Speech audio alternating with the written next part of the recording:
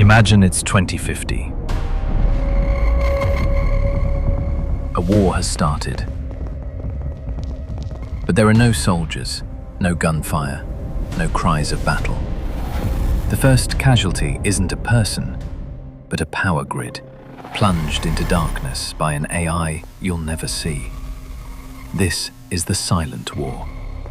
It's a new era of conflict where nations deploy autonomous drone armies, and battles are won not with courage, but with code. We're about to show you how this future battlefield is already being built. And why the soldier of tomorrow won't carry a rifle. They'll write algorithms. And this isn't science fiction. It's the acknowledged next step in how we fight.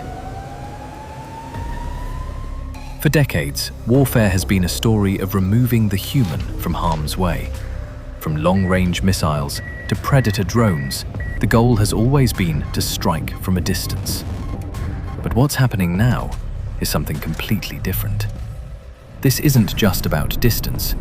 It's about removing the human from the decision itself. As of 2024, global spending on military AI was already estimated at over $9.3 billion. And with the way things are growing, that number will look like a tiny footnote in the budgets of 2050. The very nature of war is changing, and the lines between different kinds of conflict are blurring, all thanks to non-human agents. Tomorrow's wars will be fought by autonomous robots, unmanned weapons, and AI-driven supply chains that operate at a speed beyond any human's ability to keep up. This isn't just a new tactic, it's a new kind of war. We're on the verge of an age where nations can wage devastating campaigns without a single soldier ever stepping on foreign soil. An era of silent, invisible, and terrifyingly efficient conflict. Section 1. The weapons of silence. The arsenal of 2050 is split into two main areas, the physical and the digital. One is an army of autonomous machines patrolling the land, sea, and air. The other is an invisible force of weaponized code that can bring a country to its knees without firing a shot. Together, they are the twin pillars of silent warfare. First, let's talk about the drone. For a lot of people, the word drone still brings up an image of a predator or a reaper, a remotely piloted plane flown by a human thousands of miles away. That's ancient history. The future of air combat doesn't belong to one lonely drone. It belongs to the swarm. Picture this, not one drone, but thousands, launched from a mothership or from hidden locations on the ground. These drones use swarm intelligence, an idea copied from ant colonies and schools of fish. There's no central leader. Each drone follows a simple set of rules, and by talking to its neighbors, the group creates complex, intelligent behavior. If one drone is taken out, another instantly adapts to fill its role. It's a thinking, adaptive hive mind of metal and code. This isn't some far-off idea. The United States has been testing these abilities for years. The Pentagon's Replicator program, for example, is a huge project aiming to roll out thousands of cheap autonomous systems by August 2025. We've already seen the Perdix micro-drone swarm, launched from FA-18 fighter jets, prove that they can coordinate and work on their own. And these swarms aren't just for spying. They're built for multiple roles. Some will handle electronic warfare, jamming enemy sensors and communications. Others will be hunter-killers, loitering munitions designed to find, identify, and destroy targets all on their own. We've seen previews of this already. The Turkish Kargu 2 drone has reportedly operated in a fully autonomous mode in conflict. And Israel's Harpy system is designed to hunt and destroy radar emitters by itself. More recently, the Pentagon awarded a contract for a multi-dimensional drone swarm. where different kinds of drones, flown by AI pilots, work together under a single human operator. The AI handles the flying, plans the route, and avoids obstacles, which means the human operator needs no real piloting skill and can use the system within minutes. This is where you can see the leap to 2050. The drones of the silent war aren't just following set paths, they're learning. Machine learning lets them analyze sensor data in real time, getting better at telling the difference between a soldier and a civilian, or a tank and a school bus. They share what they learn across the whole swarm, instantly. This race is happening right now. DARPA's Air Combat Evolution Program, or ACE, has already pulled off the world's first dogfights with an AI-piloted F-16, the X-62A, flying against a human pilot. In simulations, an AI has already beaten a skilled human F-16 pilot 5-0. The goal of the ACE program is to build trust in scalable AI for air combat, letting human pilots become mission commanders who oversee teams of autonomous drones that do the actual fighting. But what if the deadliest weapon is one you can't see? This brings us to the second pillar of silent warfare: AI-driven cyberattacks. While drone swarms take over the physical battlefield, a parallel war is raging in the digital world. Here, the weapon is pure information, or more accurately, disinformation and disruption. Cyber warfare isn't new, but AI cranks up its speed, scale, and sophistication to an almost unbelievable level. State-sponsored cyber warfare is increasingly targeting the critical infrastructure of nations: power grids, water supplies, financial systems, and hospitals. Cyber criminals and government actors are using AI to build what are called agentic AI cyber weapons. These aren't simple viruses, they are autonomous agents that can sneak into a network, look around, adapt to security measures, and hit their target with almost no human help. Recent reports have shown that the use of AI in phishing emails is soaring, making them grammatically perfect and contextually aware, and almost impossible to tell apart from the real thing. Imagine an AI malware that gets into a nation's power grid. It doesn't just run a pre-written script. It learns the network's layout, finds the most critical weak points, and waits for the perfect moment to strike. The results of an attack like that are catastrophic. It's not just about stealing data. It's about causing chaos and destroying public trust. An attack on the financial system could spark an economic meltdown. An attack on a hospital network could cost lives as ransomware locks down critical equipment. An attack on a water treatment plant could poison the drinking water for millions.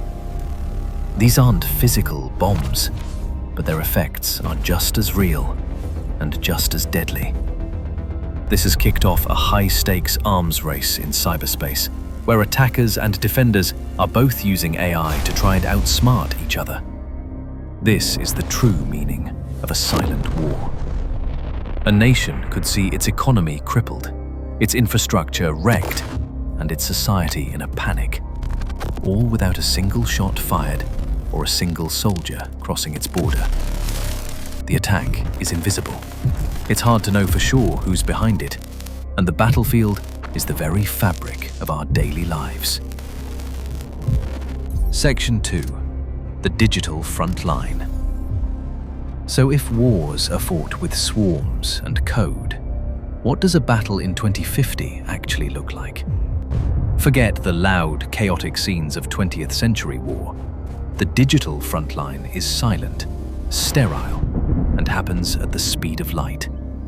A battle might start not with an artillery strike, but with a single data packet. An intrusion detected in a nation's command network. On one side, an offensive AI is trying to crack open a vulnerability, maybe to shut down an enemy's air defenses. On the other, a defensive AI is working to spot, isolate, and shut down the threat in microseconds. this whole fight is over before a human could even realize it started. At the same time, in the physical world, a fleet of thousands of autonomous drones crosses into contested airspace. But no fighter jets scramble to meet them. Instead, the defending nation sends out its own counter-swarm. The sky becomes a three-dimensional chessboard. Hunter-killer drones on one side are algorithmically tasked with taking out high-value targets in the other swarm, like electronic warfare drones or communication hubs.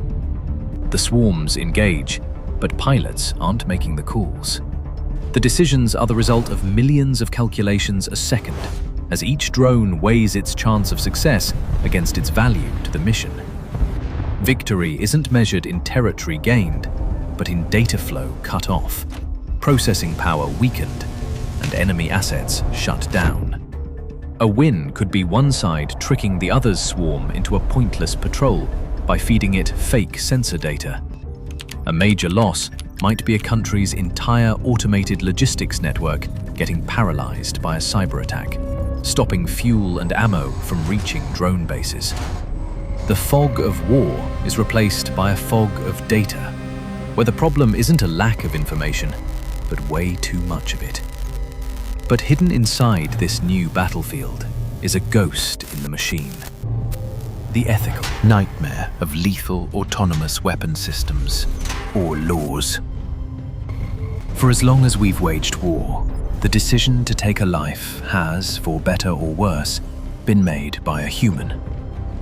The laws of armed conflict, like the Geneva Conventions, are all built on human judgment and accountability. Principles like distinction, proportionality, and military necessity all require a moral and legal compass. So what happens when the one pulling the trigger is an algorithm? Should a machine ever be allowed to make that final decision? Supporters argue that an AI could, in theory, be a more ethical soldier. An AI doesn't feel fear, anger, or revenge. It doesn't get tired. It can process way more information before making a choice, which could lead to fewer mistakes and less collateral damage. But the arguments against it are chilling. How can a machine truly understand the value of a human life? To many, giving a machine the power to kill is an insult to human dignity itself. Then there's the accountability problem. If a fully autonomous weapon makes a mistake and hits a school or a hospital, who's to blame? The programmer who wrote the code? The commander who deployed it? The company that built it? With no clear answer, our entire legal and moral framework for war is thrown into question. This isn't a theoretical debate anymore.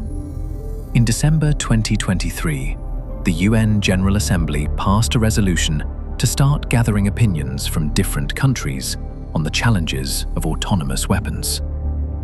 But as countries like the US and China race to develop these technologies, the pressure to deploy them for a strategic edge is enormous. We're walking a tightrope. On one side is the promise of keeping more soldiers out of the line of fire. On the other is a future where deadly decisions are handed over to complex, murky algorithms that we might not fully understand or control. The silent war might be fought without human soldiers, but its moral consequences will be felt by all of us.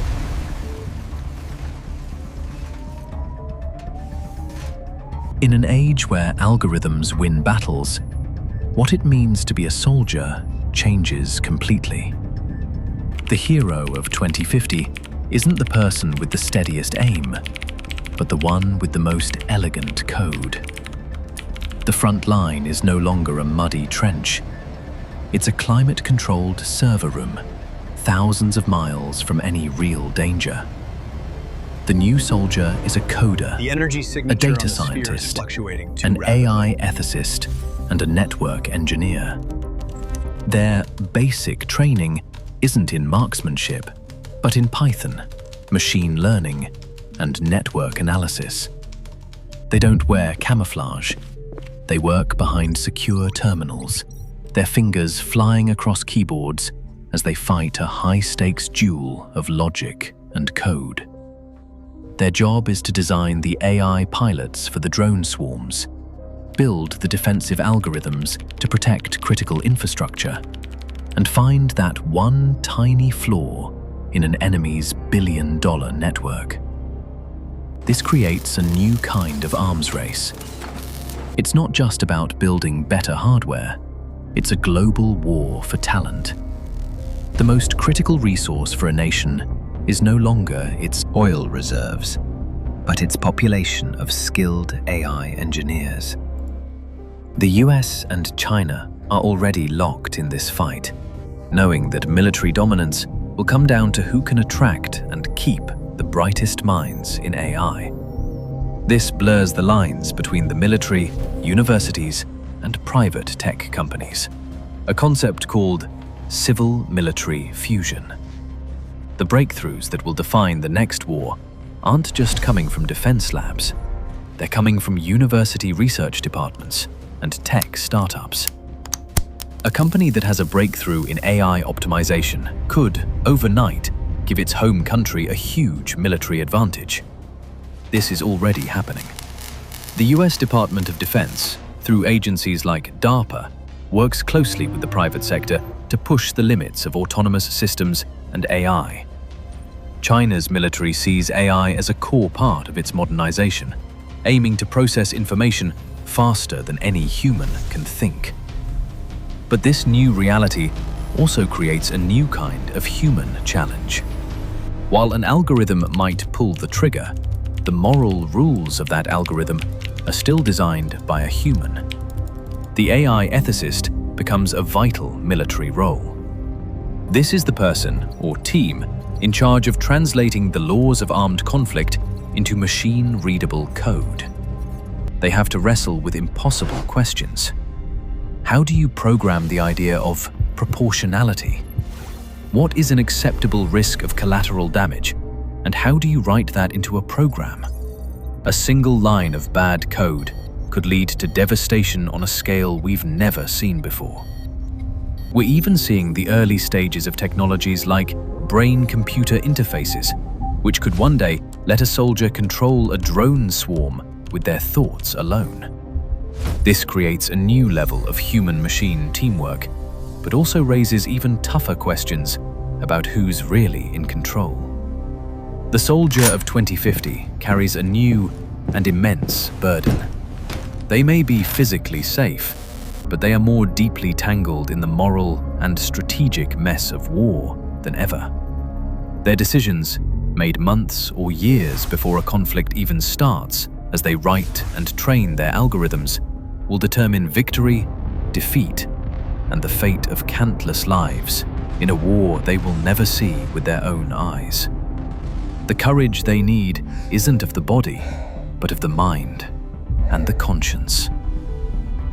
We've journeyed to the battlefield of 2050, a silent, invisible, and deeply unsettling place. It's a world where armies are swarms of autonomous drones, acting like a single, thinking being. It's a world where the most powerful weapon isn't a bomb, but a line of code that can shut down a country from the inside out. And it's a world where the soldier is no longer a fighter on the front lines, but a coder in a command center, wrestling with the ethics of programming life and death decisions into a machine. This future isn't a fantasy.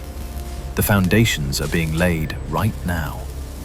Every time a new AI model is released, every time a military tests a new autonomous system, every time a state-sponsored hacker probes another nation's grid, we get one step closer to the silent war.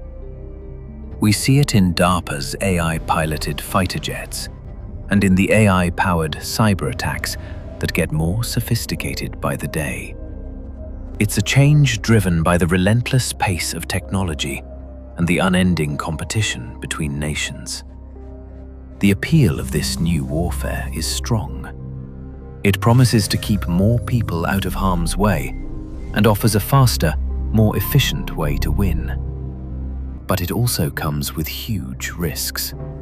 The chance of rapid, unintended escalation, driven by machines that think faster than we do.